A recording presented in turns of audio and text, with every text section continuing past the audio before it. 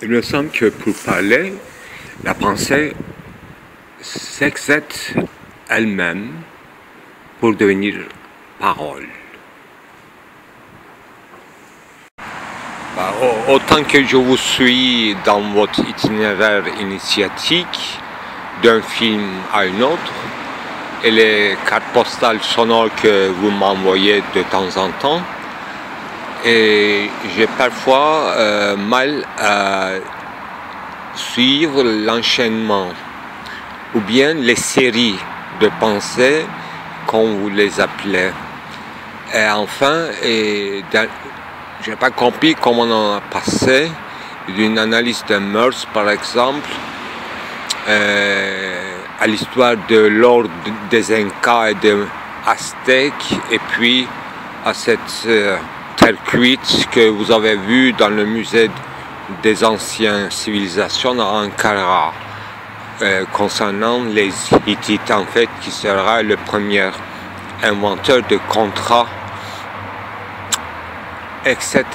En fait, l'autre thématique, en dehors de mœurs, suivait une ligne de témoignage, et tout de suite vous aurez passé à la thématique du feu, cendre et disparition de la preuve, brûler avec.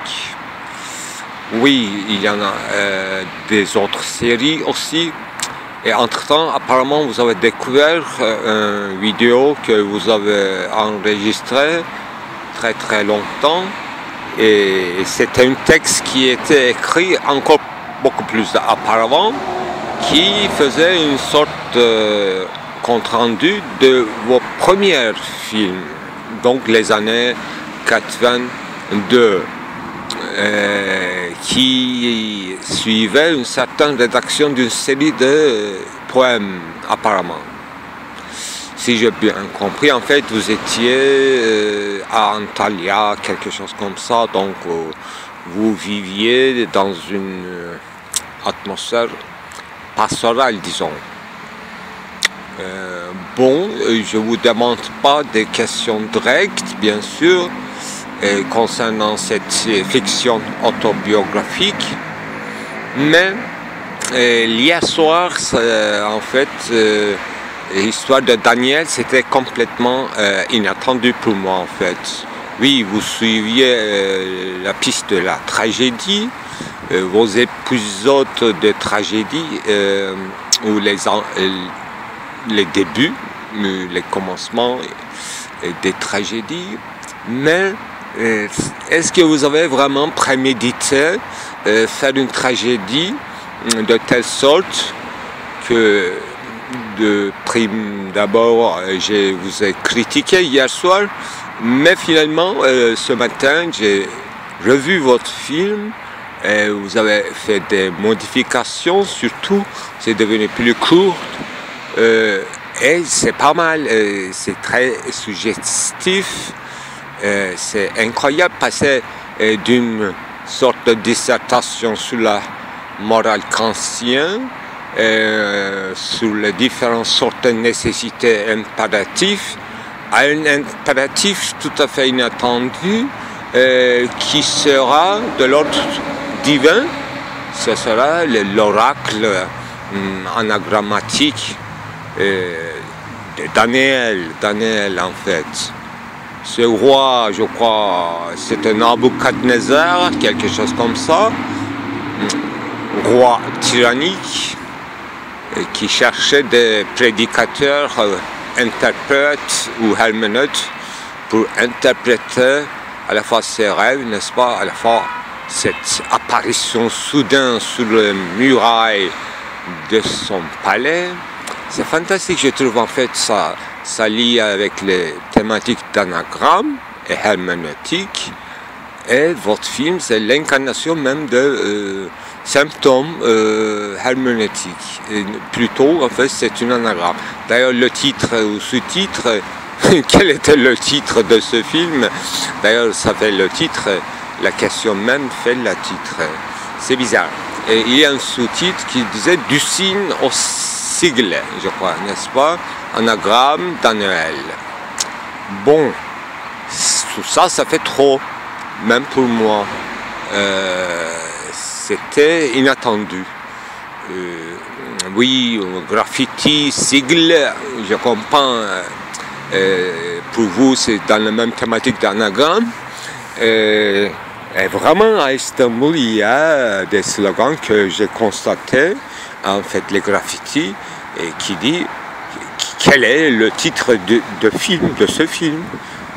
Effectivement, on commence à compléter la question et la phrase, et le film dans lequel nous vivons actuellement, maintenant. Quel titre porte ce film? Disez-moi s'il vous plaît. Oui, cette apostrophe, c'est vraiment touchant. Et ce matin, est-ce que vous cherchiez pourquoi vous êtes allé à cette usine désaffectée qui s'appelle Gazhane? Ça a quelque chose à voir avec gaz, donc avec Geist, avec votre Geist. Peut-être, quel genre de Geist vous cherchiez ce matin alors? Quel genre de Geist? Est-ce que vous étiez à la suite de cette personne qui a écrit de ces graffitis? Vous pensiez qu'il se loge dans cette usine désaffectée?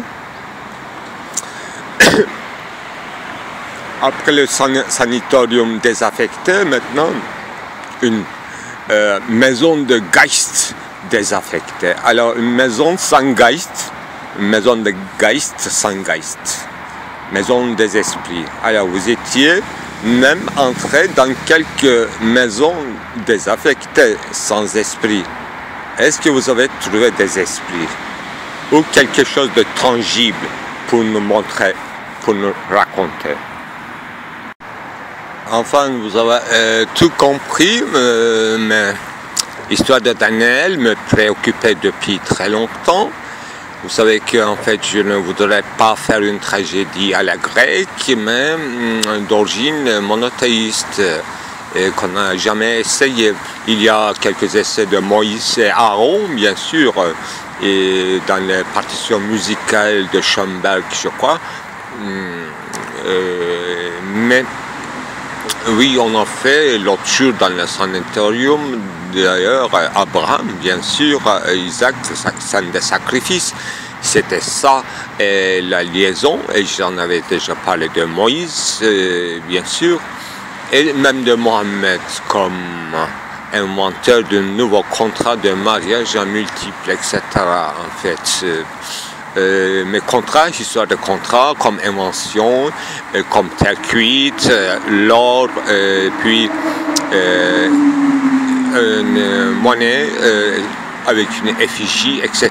Tous ces sautent dans l'histoire comme des moments anagrammatiques qui nous rendent un peu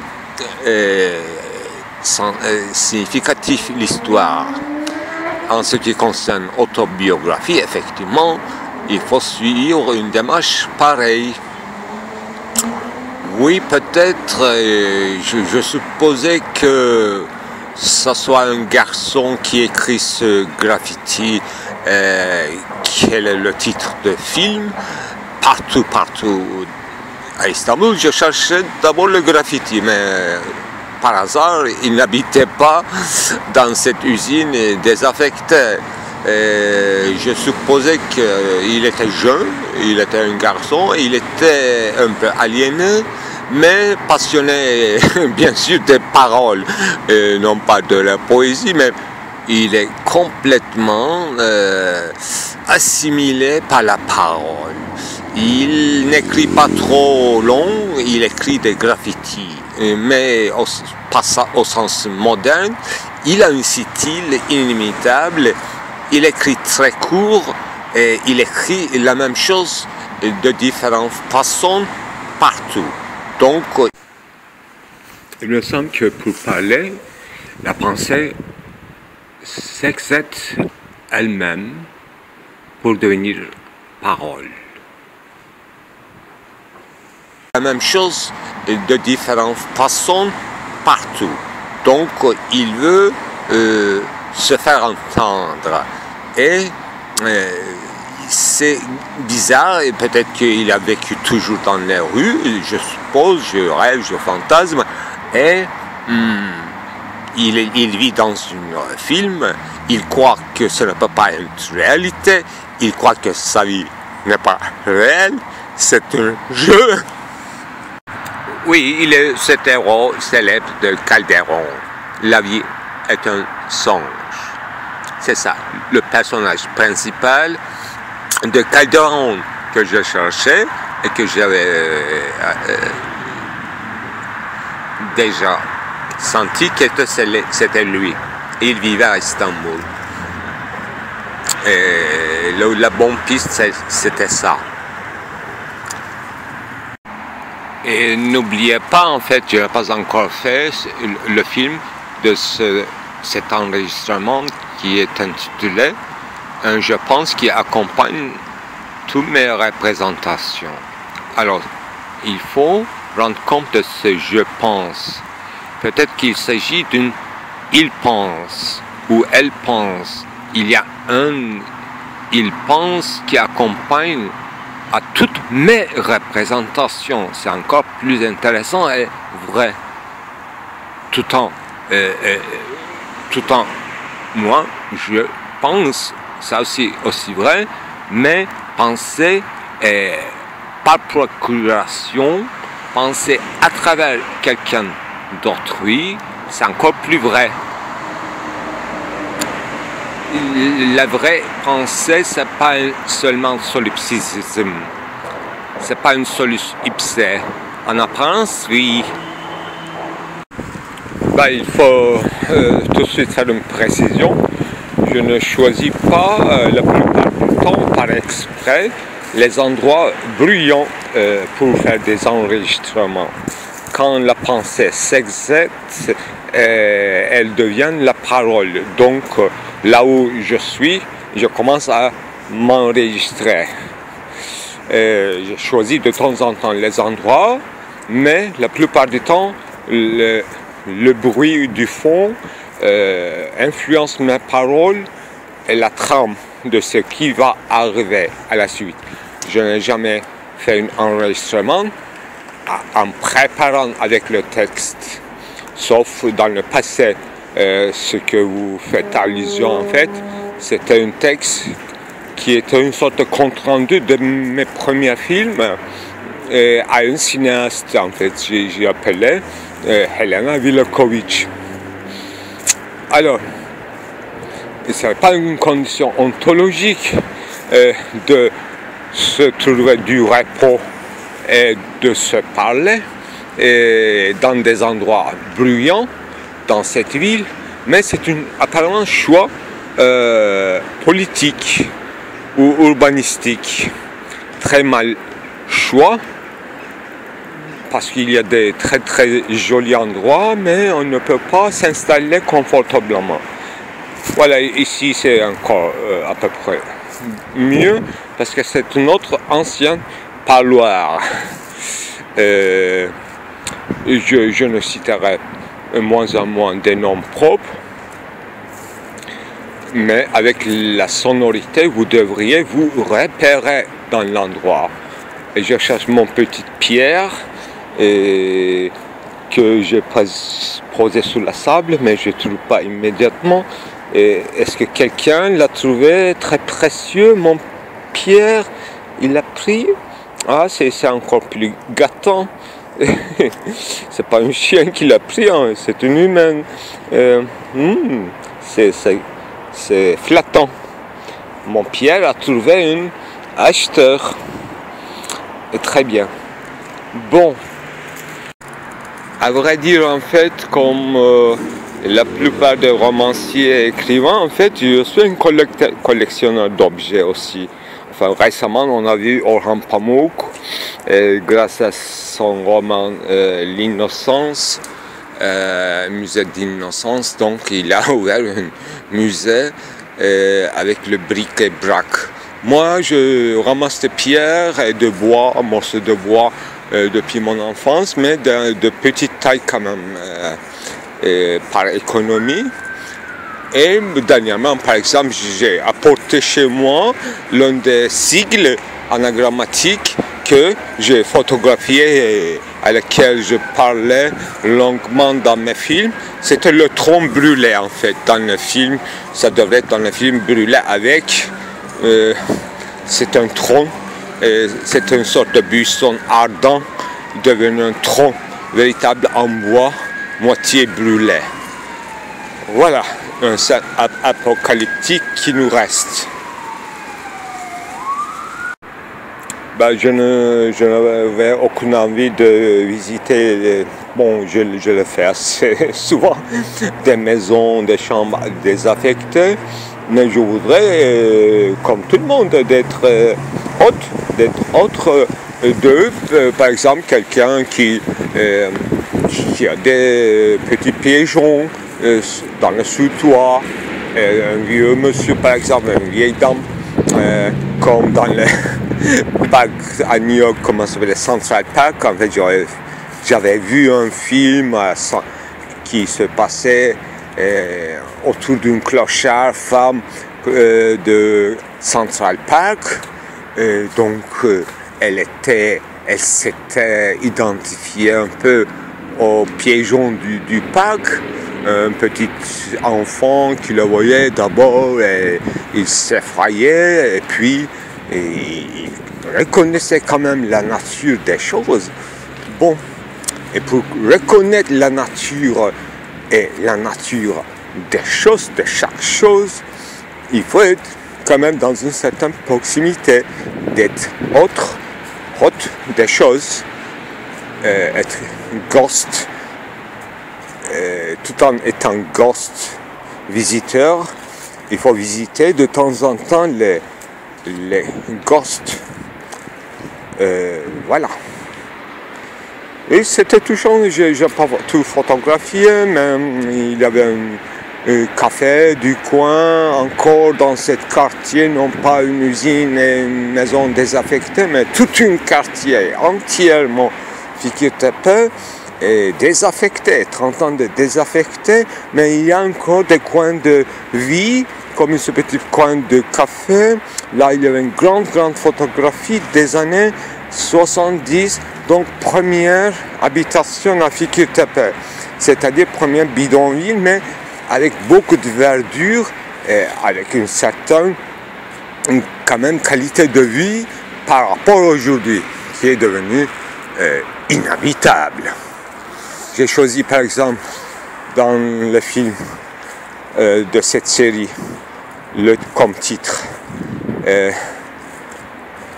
Inhabitants of my quarter or near of my home en anglais, parce que j'ai choisi en anglais parce que pour ne pas dire les riverains autour de chez moi et tout. Et inhabitant en anglais, inhabitants, ça veut dire riverain. Ça m'intrigue toujours en fait, cette habitation, être habité et être inhabité, être affecté par quelque chose, être désaffecté, être censé ou être insensé. Il y a une confusion dans la langue concernant ces choses principales, comme remarqué et encore Sigmund Freud dans son article merveilleux qui est très connu, qui s'appelle Das Unheimliche.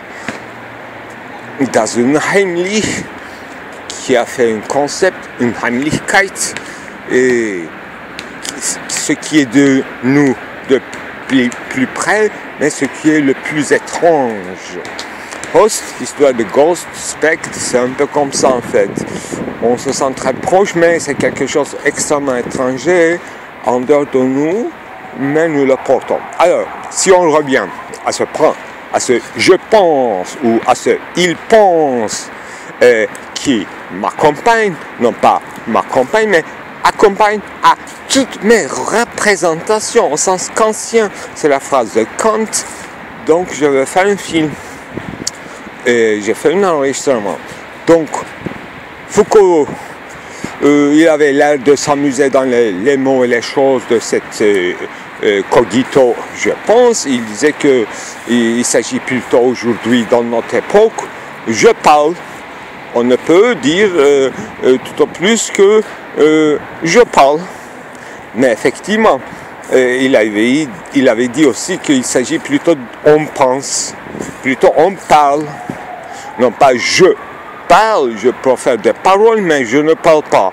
Je fais partie d'un certain on parle.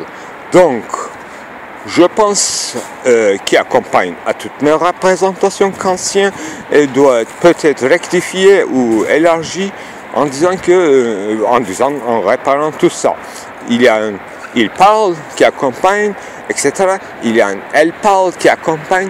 Il y a un on parle fondamental qui accompagne à toutes mes représentations, c'est-à-dire mon don de langage, ce qui est de l'ordre de la parole, production de la parole, accompagne tout ce qui est représentation de l'ordre phénoménal visible. C'est fondamental à repenser. Il devrait y avoir autre chose. Pourquoi pas ne pas dire il y a qui accompagne toutes mes représentations. Et pourquoi pas ne pas dire il y a un es gibt, c'est-à-dire cela donne qui accompagne à toutes mes représentations. Ça devient encore de plus en plus compliqué. L'ontologie. Mais il faut rappeler une série de choses rapidement pour ne pas oublier, disperser. D'abord et toujours, je suis dans le même parc où j'avais fait une conférence sur Goethe et Hegel. Goethe qui disait que l'architecture est une musique figée, j'ai longuement interprété, et Hegel qui disait que le concept c'est le mode d'existence du temps. Donc c'est le même parc. Alors tout d'abord, en passant et avant tout, je dois dire et répéter la même chose que Karl Eucken qui répète cette phrase de Goethe, que si quelqu'un n'est pas touché par un arbre, il ne comprendrait rien du tout du reste du monde. D'abord, il faut comprendre un arbre. Vous savez, dans mes films, en fait, je suis très attaché aux fauna, flora, plutôt aux arbres et aux rochers. Novalis aussi, en fait, était très proche de Goethe. Et dernièrement, j'ai fait une longue discussion hier avec Monsieur Jaffraud, un philosophe moraliste, et dans lequel il était question concernant toutes mes activités réseau informatique et mon histoire d'anagramme et sigle. Le mot sigle est prononcé devant lui par moi la première fois, et c'est devenu tout de suite film hier soir. Alors sigle, il m'a rappelé ce que je connaissais déjà, mais il m'a dit Léo Strauss en français, le grand philosophe qui est parti avec le Deuxième Guerre mondiale aux États-Unis, comme Hannah Arendt, donc deuxième grande figure juive allemande, philosophe, qui a commencé à écrire en anglais. Léo Strauss, spécialiste de Maïmonide, donc ça devrait être très proche de moi. Léo Strauss, il faisait une distinction très célèbre entre un discours exotérique et un discours ésotérique. Vous savez, en fait, on fait ça pour l'œuvre d'Aristote, que je fais une allusion en ce qui concerne sa conception du temps. Donc c'est dans ce parc que je vous ai raconté tout ça. ça devrait être dans le film espace-temps filmique ou en fait théorie pratique du cinéma, dans cette série de 4. Et voilà, ésotérisme, c'est pas un ésotérisme mystique, etc. Il ne s'agit pas du tout de ça. Et ma théorie d'anagramme aussi, ça concerne une conjoncture politique très spéciale. Mais en dehors de ça aussi, ça pourrait être une condition ontologique de la parole humaine. Mais ici, ce que je essaie de maîtriser dans une indétermination réglée, c'est effectivement, c'est l'autre de théorie de ésotérisme de Léo Strauss, grand philosophe de la philosophie politique. Oui. J'ai fait une correction. En fait, quand j'ai dit tout à l'heure il faut confortablement installer dans le parloir, je me suis jamais installé dans aucune de mes parloirs confortablement. Je crois que pour que la pensée s'excède et devienne la parole, c'est tout le contraire de installer confortablement, sauf un minimum de repos et de solitude, bien sûr. L'autre précision encore, en fait, si la tragédie de Daniel hier soir, quel est le titre de ce film, se prolongeait et devenait vraiment cosmopolitiquement politique, et j'ai coupé le reste et j'ai raccourci le film et j'ai donné une forme plus abrupte et anagrammatique. Sinon, l'histoire de Green Cat pourrait être en danger. Donc il y a des forces extérieures qui empêchent de devenir une tragédie véritable. Et ça devient toujours scénique. Pourtant, je vous assure, dans les parties que j'ai coupées, en fait, pour les raisons de esthétique, il y avait des prolongements et en dehors de moi, il y avait des petits épisodes qu'il fallait ajouter pour qu'une tragédie soit complète au sens de on parle, on se plaint, on crie, etc. Tout d'abord, crier, prier d'hier soir, c'est ce fond de bruit où la musique, je n'ai pas choisi, mais cette sonorité existe 365 jours par an dans le même endroit et dans les mêmes heures que j'évite en général. Donc ça m'a perturbé et ça orienté un peu mes pensées, à vrai dire. Mais c'est devenu, j'ai réussi de surmonter cette atroce musique ou exercice d'athlétisme affectif. J'ai réussi à peu près de surmonter, encadrer et cette musique, elle, je le fais devenir une des petites morceaux de mon film, c'est-à-dire la torture sonore, l'expression sonore du torture extérieure et intérieure de Daniel le prophète et l'état général de cité de Nabucodonosor, tous ces gardiens, sentinelles, etc. C'est-à-dire notre état général devenu sonore. Donc, j'ai besoin de cette sonorité atroce comme musique de fond. Donc, on a revenu dans le même sujet, dans ce pack, le sujet de Goethe, comme quoi l'architecture serait une musique figée. Autrement dit, l'architecture, une telle ou un tel, serait une expression sonore d'une structure matérielle. Voilà, l'expression exacte, c'est l'expression sonore d'une formation matérielle. Il faut voir l'usine aujourd'hui de la même façon.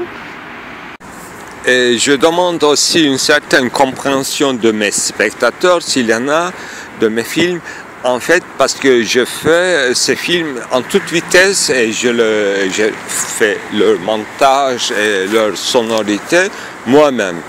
Et en ce qui concerne de choisir des morceaux de sonorité, j'ai des difficultés extrêmes techniques, mais dans cette vitesse dans laquelle je réalise mes films, et j'ai besoin de cette vitesse pour ramasser tout ce qui est en train de devenir, comme faire une rétention. Et chaque film met de rétention et de protention pour le prochain film. Alors, cette vitesse est nécessaire pour un mouvement de pensée. Donc, et à cause de ça, il y a des imperfections à la fois techniques, insuffisances esthétiques, etc. Mais j'ai fait des structures, en gros, pour le prochain développement, soit par moi, soit après moi, par les autres. En fait, ce sont des scénarios sonores, ou visuels, bien sûr, comme les synapses, ce qu'on appelle aujourd'hui dans les techniques de cinéma, peut-être des synapses, c'est-à-dire ce qu'on fait avant de faire un grand tournage de film. Et que Dieu nous sauve des grands tournages. J'en sais de quoi il s'agit. Quant à la fiction autobiographique, en fait, ce concept à la fois d'Hérédien, mais spécifiquement de Helen Sisius. Donc, il faut être un peu prudent avec cette expression. Et quand je dis que j'ai fait des fictions autobiographiques depuis toujours en littérature et en cinéma, et il ne faut pas dire que je falsifie mon autobiographie. Effectivement, mimésis ou fiction, ce n'est pas falsification, ce n'est pas illusion. Mais la part d'illusion et de falsification est une mesure ontologique. Ça, il ne faut pas oublier. C'est pour ça qu'il faut peut-être user cette expression de fiction autobiographique comme un processus faisant partie à part entière d'un processus analytique ou auto-analytique au sens de psychanalyse. Je ne prétendrai pas que la psychanalyse devrait se faire tout seul. Non, je ne suis pas tout seul non plus. Je suis d'abord avec vous, les spectateurs, et mon alter ego que je envoie, à qui j'envoie des enregistrements et des cartes postales sonores. Et je remercie tout d'abord à la merci de tout le monde. Je ne sais pas ce que ça veut dire en fait. Une fois, j'avais dit dans mes films, en fait, ça reste à la merci de tout le monde. Donc, des spectateurs, des auditeurs. À la merci, qu'est-ce que ça veut dire? Il faut y penser. Et maintenant, je suis dans mon balançoire, dans le parc, donc je suis à la merci de personne, mais je remercie parce qu'il n'y a personne dans le parc. Enfin, je remercie à toutes les familles. Ce qui est dommage quand même dans notre condition de finitude ontologique, c'est ne pas pouvoir communiquer d'abord mes films ou ce que j'ai écrit ou dit. Par exemple à Anthony Narto, à un certain Maurice Blanchot, s'il y a du temps à Jacques Derrida, s'il y a du temps à Gilles Deleuze, etc. Mais je crois qu'à Gambin, il est vivant et j'ai rencontré une fois à Istanbul, en fait, on a déjeuné ensemble avec un enthousiasme et tout. C'est une histoire très jolie au fond, en fait. Et je devrais voir plus souvent, peut-être Agamben, tant qu'il est vivant, tant que je suis vivant. Parce que on avait parlé, moi, j'avais parlé en face d'Unai Césaire, qui est mon ex-professeur, et j'avais présenté d'une allure un peu pompeuse Unai Césaire en disant que voilà, Unai Césaire, il est aussi à la fois un romancier et spécialiste immigration des anges. Voilà notre sujet. L'immigration des anges. Un sujet, une thématique, une série de pensées profondément hegeliennes qui est au fond de la phénoménologie de l'esprit à la fois et au fond de ce petit livre merveilleux de Unai Césaire, il s'agit d'un roman, et je crois qu'il s'appelait Öteki, ça veut dire autrui. Il a plusieurs romans, bien sûr. Il a un roman concernant Isis, Osiris, Isis, l'archéologue, ça fait trop l'histoire des ginseng qui est analysée par Freud dans son rêve et délire. Voilà, la prochaine fois, il faut aller sur cette piste. Mais il faut que Agamben soit un peu au courant. On oublie un peu trop que le communisme envisagé par Karl Marx, allemand et juif, à mon avis, c'était inspiré de l'idéalisme allemand, surtout de cette idée de Schelling qui aboutissait dans ses pensées une société, une cité dans laquelle où tout le monde était un objet à contempler ou méditer pour autrui. Chacun de nous comme un objet esthétique, non pas pour se négocier, pour faire le commerce, pour appliquer le mœurs, pour se contracter, tout était fini. Là, dans la fin de l'histoire de Schelling, idéaliste, c'était le spectacle, plutôt contemplation, au sens propre du terme. À la fois réfléchir, à la fois regarder, comme un objet de contemplation autrui. Voilà. Et ce qui nous donne une petite idée du communisme. Et Marx, il s'est exprimé autrement, peut-être, mais au fond, son précédent, c'était l'idéalisme allemand et peut-être Schelling. Ça, il ne faut jamais oublier. Spectacle. Et Guy Debord, que je respecte beaucoup, il dit que chaque société a un spectacle qui correspond à sa mode de vie et de production. Oui, c'est bien entendu, mais il faut être plus minutieux dans les analyses.